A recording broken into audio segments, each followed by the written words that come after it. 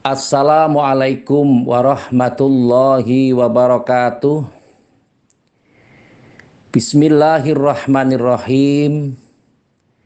Ketika kita sudah memasuki akhir di bulan Rajab, ada beberapa hal yang khususnya orang-orang yang memahami istilah nyadran atau ruahan dari kata arwah menjadi ruah, itu biasanya orang sering mengkondisikan sebelum menapaki pada sisi bulan Ramadan, mereka mengkondisikan untuk ziarah kubur. Kepentingannya sebenarnya adalah bahwa ziarah kubur merupakan bagian dari birrul walidain atau berbuat baik kepada orang tua.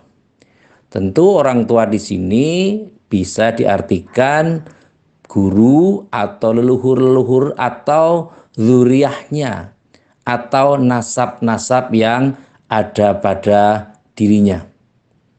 Sehingga dalam hal ini tentu membuktikan bahwa penganut Ahlus Sunnah wal Jamaah tidak hanya sekedar berbakti ketika orang tuanya masih sugeng atau masih sehat walafiat, tetapi meskipun mbah-mbah kita, buyut-buyut kita sudah meninggal dunia, sudah di alam kubur, kita tetap mengkondisikan untuk berziarah kubur. Kanjeng Nabi Agung Muhammad SAW memberikan ajaran kepada kita, kuntu nahaitukum an ziyaratul kubur fazuruha. Dulu Kanjeng Nabi melarang orang untuk berziarah kubur karena pada masa jahiliyah sebelum Kanjeng Nabi Agung Muhammad SAW menyampaikan ajaran Islam, orang-orang yang berziarah itu biasanya meminta kepada sesuatu atau kepada orang yang sudah meninggal itu. Misalnya minta untuk rezeki yang melimpah, minta misalnya mau ada hajatan apa, kemudian minta doa restu, minta sesuatu yang sifatnya kekayaan dan seterusnya dan seterusnya. Sehingga tentu kalau hal yang dimaksud adalah meminta sesuatu kepada orang yang sudah meninggal, tentu tidak dibenarkan.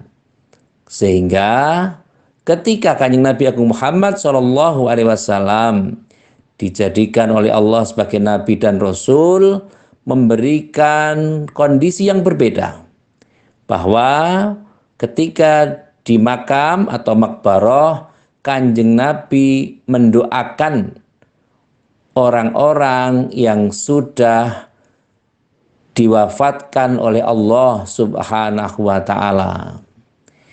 Ketika orang sudah berkiblat pada kondisi ini, sudah sesuai dengan apa yang disampaikan oleh Kanjeng Nabi Agung Muhammad SAW, tentu Kanjeng Nabi memberikan perintah fazuruha, maka berziarahlah.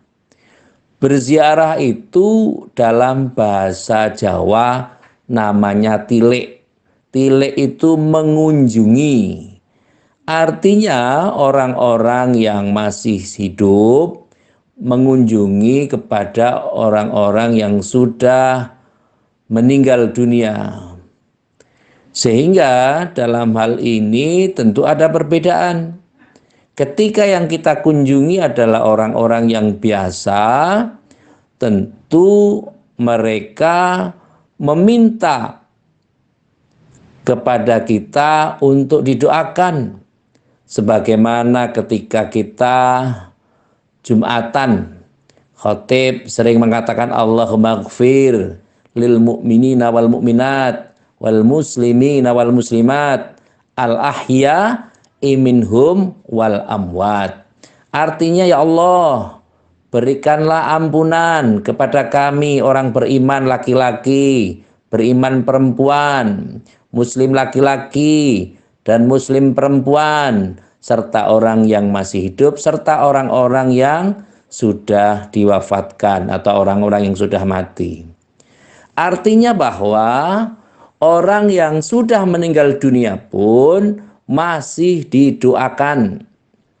Sebagaimana ketika ada amaliyah, apapun terputus kecuali tiga perkara. Yang pertama adalah ilmu manfaat, yang kedua adalah amal jariah, dan yang ketiga adalah anak soleh yang mau mendoakan orang tuanya. Ini menjadi bukti bahwa sebenarnya amaliyah dari orang-orang yang masih hidup akan sampai kepada orang-orang yang sudah meninggal dunia. Sebagaimana secara khusus dibahas di kitab yang kita sebut sebagai kitab Al-Hikam, di mana di situ menjelaskan apabila kita berkunjung kepada orang yang alim, maka tentu orang alim itu akan bisa menjawab salam kita. Kalau kita berada di makbaroh, di pesarian dengan berdiri, maka beliau pun akan berdiri. Kalau kita duduk, maka beliau pun akan duduk. Dan seterusnya. Apabila kita mendoakan mereka, maka mereka pun akan mendoakan kita. Ini tidak bisa dipungkiri bahwa banyak ulama-ulama besar yang kalau kita perhatikan sama-sama, tempat ziarah yang dikunjungi atau pemakaman beliau ini tidak pernah sepi pengunjung. Misal di tempat-tempat Wali Songo atau di Gunung Pring atau di pesarian-pesarian lain yang di situ terindikasi sebagai waliullah, biasanya mereka akan tidak sepi oleh pengunjung. Dengan catatan bahwa orang-orang yang di sana, kalau teman-teman semua berziarah mungkin di Kadilangu, di Kanjeng Sunan Kalijogo, di sana panjenengan akan mendapatkan orang-orang ribuan, bahkan mungkin puluhan ribu orang yang berwirid, berzikir, ada yang membaca Al-Quran, ada yang membaca sholawat, ada yang membaca kalimah-kalimah thayyibah yang lainnya. Sehingga disitulah menjadi tempat-tempat yang barokah, menjadi tempat-tempat yang manfaat bagi kita. Karena tentu saja setidaknya ketika kita berkunjung di makam, hal yang terpenting adalah kita akan mengingat kematian kita. Kalau kita dalam kondisi yang mungkin mempunyai sifat-sifat yang kurang baik dan kita ke makam, tentu kita akan mengingat kematian. Sehingga kalau setinggi apapun kedudukan kita di dunia, kalau kita sudah dikafani, kalau kita sudah disolati, maka tentu saja akan tidak ada manfaat status sosial kita. Jabatan-jabatan kita yang menjadi pegawai tidak bisa menyematkan kepegawaiannya. Yang punya status sosial yang tinggi tentu tidak bisa membanggakan status sosialnya.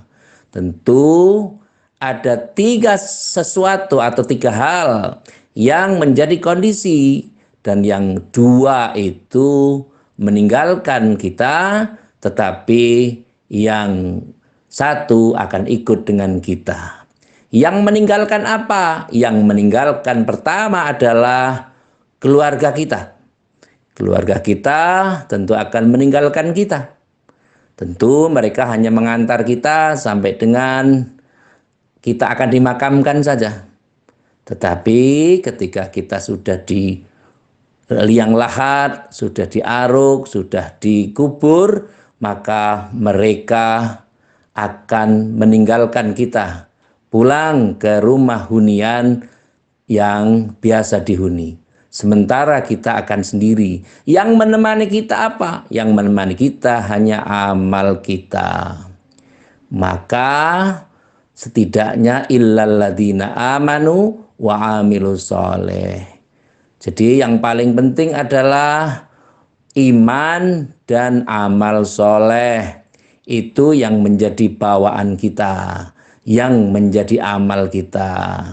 Jadi kalau misalnya ada pertanyaan secara kondisi, apakah sampai amalan orang yang masih hidup kepada orang yang sudah meninggal? Tentu jawabannya adalah sampai.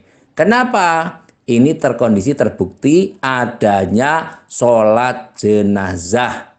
Sholat jenazah itu adalah sholatnya orang yang masih hidup mensolati orang yang sudah diwafatkan oleh Allah Subhanahu wa Ta'ala. Maka dalam adat Jawa dikondisikan ada istilah nyekar bunga. Nyekar itu artinya memberikan kondisi. Ada riwayat seperti ini. Dulu ketika Kanjeng Nabi sedang ziarah ke makam atau lewat suatu makam tertentu, dalam konteks saya dengan pembahasan bebasnya seperti itu, ketika Kanjeng Nabi itu sedang melewati makam, maka Kanjeng Nabi itu mendengar ada orang-orang yang disiksa, orang-orang yang menangis, orang-orang yang teraniaya. Ada dua golongan. Yang pertama, orang yang suka adu domba. Sahabat bertanya, kenapa wahai Rasulullah kita berhenti di sini sebentar? Ini ada orang yang meninggal yang masih disiksa oleh malaikat mungkar nakir. Loh, kenapa sebabnya? Sebab yang pertama adalah karena mereka sering adu domba, iri dengki, sering mengadu domba, sering membuat permusuhan, sering membuat kekacauan, sering memfitnah. Kalau sekarang mungkin istilah yang agak keren, ahli fitnah wal jamaah. Loh, kenapa disebut demikian? Karena orangnya tidak hanya satu, jadi ahlinya banyak. Maka ketika ada ahlu sunnah wal jamaah itu banyak dicerca, maka kadang-kadang nun sewu ada yang mengatakan ahli fitnah wal jamaah. Orang yang fitnah itu juga banyak posisinya, tapi kita tidak usah membahas itu karena memang bukan ranah kita. Sehingga yang pertama tadi orang suka adu domba. Kemudian yang kedua, orang yang suka mohon maaf buang air kecil tapi tidak istinja, tidak dibersihkan. Nah, sehingga ketika dia dalam kondisi berhadas atau bagaimana kondisinya, maka akan disiksa oleh malaikat mungkar dan nakir. Penjelasannya hanya sampai di situ. Sehingga Kanjeng Nabi Agung Muhammad SAW mengambil pelepah kurma dan menyampaikan, ya Allah, mudah-mudahan engkau tidak menyiksa orang ini sampai dengan pelepah ini kering. Diketahui bahwa pelepah kurma ini tidak kering, sehingga tentu dengan pertolongan yang diberikan kepada Kanjeng Nabi Agung Muhammad SAW, jadi Kanjeng Nabi memberikan syafaat kepada orang yang sudah meninggal ini, karena Kanjeng Nabi bisa mendengarkan suara dari mereka yang sudah berada di alam kubur. Maka Wali Songo dalam hal ini membuat satu kondisi supaya orang mudah mengingat untuk mendoakan di makam. Maka orang bilang nyekar. Nyekar itu artinya kembang, mendoakan dengan sekar, dengan doa-doa, dengan kembangan-kembangan doa yang biasanya itu dikondisikan, diibaratkan dengan 3 aspek bunga yang sering disebut dengan bunga telon atau kembang telon. Di situ ada mawar, ada kenanga, dan ada kantil. Bunga mawar itu artinya adalah orang itu boleh punya profesi yang mawarno-warno, yang bermacam-macam. punya keahlian yang bermacam-macam, punya kepintaran yang bermacam-macam. Dan yang kedua adalah bunga kenanga, kenong ini, kenong ngono, boleh begini, boleh begitu. Keahliannya boleh apa saja. Silahkan mau berbuat untuk dunia seperti apa. Yang pengusaha, yang pedagang, yang petani, yang seniman, yang apa saja profesinya, yang kiai, yang ulama, monggo. Tapi walaupun ada mawar bermacam-macam dan boleh melakukan apa saja, tapi tetap kantil, tetap ta'aruf, tetap ta'aluk, dan tetap kantil itu artinya tetap ingat pada Allah Subhanahu wa Ta'ala. Sehingga apapun yang dikondisikan oleh orang Jawa ini biasanya mempunyai sesuatu yang nilainya adalah filosofis. Sehingga di bulan Sya'ban itu biasanya diperbanyak untuk mengirim doa. Baik di makam atau bahkan di daerah tertentu, misalnya di Yogyakarta, biasanya dari rumah ke rumah, sering setiap malam dari tanggal 1 sampai dengan terakhir di bulan Sya'ban. Bahkan di bulan Sya'ban ini ada malam yang sangat istimewa yang disebut dengan nisfu Sya'ban, mil lailati yaumi nisfi Sya'ban. Di malam pertengahan bulan Sya'ban ini orang disunahkan untuk berpuasa, sebagaimana Kanjeng Nabi ngendika bahwa bulan Sya'ban adalah bulannya Kanjeng Nabi Agung Muhammad Shallallahu Alaihi Wasallam. Ketika di bulan Sya'ban diperbanyak kita untuk berdoa, maka di malam nisfu Sya'ban ini, di malam pertengahan, kita disarankan untuk berdoa nisfu Sya'ban. Ada sholat nisfu Sya'ban.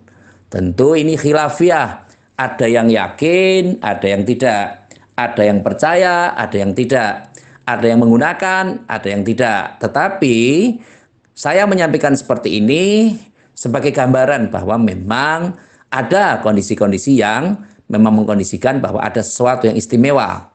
Dari hari-hari itu ada jam-jam istimewa, dari bulan tentu ada waktu-waktu yang istimewa juga. Sebagaimana ketika Ramadan itu juga ada hari-hari istimewa, yakni Lailatul Qadar. Sebagaimana bulan Sya'ban juga ada nisfu Sya'ban, pertengahan bulan Sya'ban. Sehingga dalam hal ini perlu kita ketahui sama-sama bahwa jangan sampai kita meninggalkan tradisi yang sudah baik. Kenapa disebut nyadran? Itu dari kata srodo. Srodo itu berarti mengirimkan sesuatu, baik bersifat doa dan yang lain, itu ada namanya selamatan atau dekaan atau sedekah. Karena orang Jawa untuk menyebut sodakoh itu susah, maka biasanya di satu tempat disebut dekaan atau sedekahan atau sodakoh. Ini berfungsi sebagai landasan bahwa sebelum memasuki bulan Ramadan, orang banyak-banyak bersedekah. Bahkan di wilayah-wilayah tertentu, di area Jawa Tengah, itu di bulan Sya'ban, selain nisfu Sya'ban, ada istilah namanya punggahan.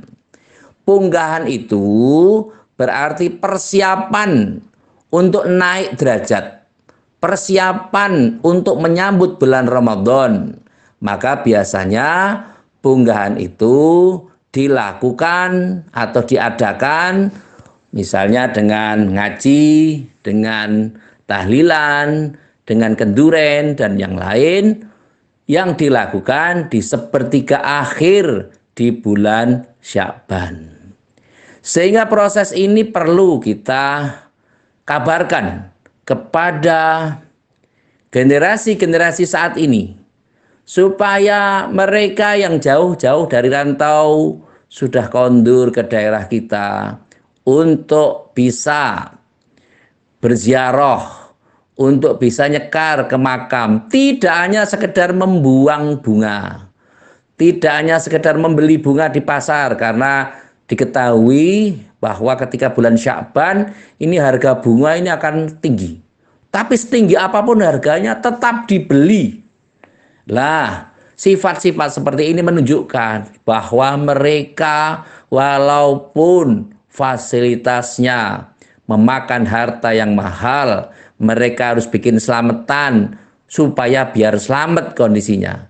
Orang Jawa itu unik. Kita termasuk orang-orang yang unik. Biasanya kalau disuruh sedekah itu agak berat. Tapi kalau sudah sampai pada istilah selamatan, itu akan rajin. Karena apa? Selamatan itu upayanya supaya kehidupan kita biar selamat. Caranya bagaimana? Dengan bersedekah, memasak makanan, membagi makanan dengan oleh tetangga kanan kiri kita. Sebelumnya dengan ada doa terlebih dahulu. Itu ada dalilnya. Sedekah litaf'il bala. Ketika kita bersedekah itu akan menyingkirkan dari balak dan bencana. Sehingga ini membuktikan bahwa Wali Songo zaman dahulu itu sering mengkondisikan sesuatu yang sebenarnya rumit. Kita tidak perlu membaca kitab, kita tidak perlu membaca Al-Quran, tetapi auliaillah, para alim, para ulama, para kiai sudah mencerminkan pada proses-proses keberlakuan atau sikap sehari-hari dengan ahwalul ulama. Tingkah laku mereka itu sudah mencerminkan Al-Quran. Sebagaimana Kanjeng Nabi Agung Muhammad SAW disebutkan Muhammadur Rasulullah khuluqul Quran. Dalam diri Rasulullah itu akhlaknya Al-Quran. Sehingga dalam kondisi seperti ini kami atau saya berupaya, mari kita kondisikan, mari kita galakkan kembali membaca Al-Quran. Membaca Al-Quran itu boleh di makam, boleh di masjid, dan boleh di rumah, asalkan tidak di tempat-tempat yang dianggap mempunyai sesuatu yang mudaratnya besar. Misalnya di kamar mandi itu tidak boleh membaca Al-Quran, di toilet itu juga tidak boleh membaca Al-Quran. Tapi kalau di makam itu boleh membaca Al-Quran. Contohnya apa? Kalau panjenengan semua berziarah di Wali Songo, itu di Sunan Bonang, Sunan Giri, Sunan Derajat, Sunan Kalijogo, Sunan Kudus, itu tentu mereka pada membaca Al-Quran. Ada yang membaca surah Yasin, ada yang membaca surah Waqiah, ada yang membaca surah Ar-Rahman, ada bahkan yang khotmil Quran sampai 30 juz di makam itu. Sehingga yang paling penting adalah mari kita upayakan, mari kita sambut bulan Sya'ban dengan penuh semangat. Jangan sampai kita kehilangan momentum. Maka gunanya kita mengaji adalah untuk meningkatkan kualitas amal kita. Kalau tadinya kita belum mengerti, oh kualitas sedekah di bulan Sya'ban seperti ini, tapi setelah kita ngaji, kita baru mengerti, oh ternyata ada toh manfaatnya. Oh ternyata ada nisfu Sya'ban toh, oh saya pikir tidak ada. Kenapa tidak ada nisfu Rajab? Karena bulan Rajab ini mempunyai syahrullah, mempunyai keunggulan. Bahkan orang-orang sering berpuasa juga di bulan Rajab ini. Ada yang puasa 1 hari, ada yang puasa 10 hari, ada yang puasa 1 bulan penuh. Dan itu tidak ada salahnya. Karena apa? Karena mereka barangkali mempunyai sanad keilmuan yang kita belum tahu. Tapi setidaknya dengan pengetahuan-pengetahuan kita ini, kita upayakan, mari kita ajak saudara-saudara kita untuk peduli juga terhadap leluhur-leluhur kita. Peduli terhadap tanah air kita. Peduli terhadap negara kita. Peduli terhadap keturunan-keturunan kita ke depan. Jangan sampai kita hanya memikirkan kondisi kita sekarang, tapi kita tidak memikirkan keturunan-keturunan kita di masa yang akan datang. Jangan sampai kita hanya menyampaikan atau memikirkan materi-materi yang ada pada diri kita, tapi kita tidak pernah memikirkan bagaimana kondisi anak kita berikutnya, cucu kita bagaimana, buyut kita seperti apa, dan seterusnya, dan seterusnya. Dan yang paling penting lagi adalah, mari kita mengupayakan sebuah niat yang ikhlas untuk beribadah kepada Allah Subhanahu wa Ta'ala. Andai kita diberikan kesempatan untuk memasuki di bulan Sya'ban ini, mari kita upayakan perbanyak amaliyah.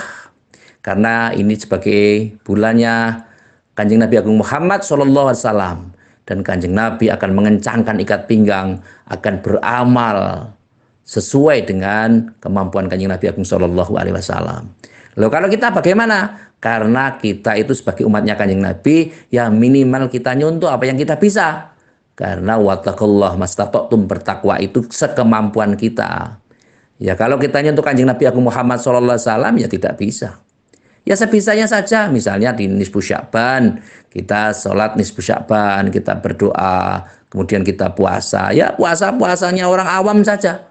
Tidak makan, tidak minum, dan tidak melakukan hal-hal yang membatalkan puasa, itu saja.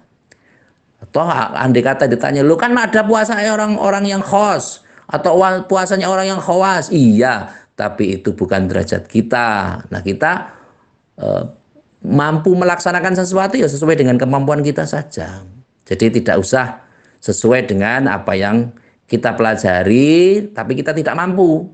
Sebagaimana Kanjeng Nabi itu sehari Al-Qur'annya dihatamkan 30 juz. Lah kalau kita nggak mampu ya mungkin hanya juz 30 saja. Itu pun hanya dipanggil atau diambil surat-surat yang pendek.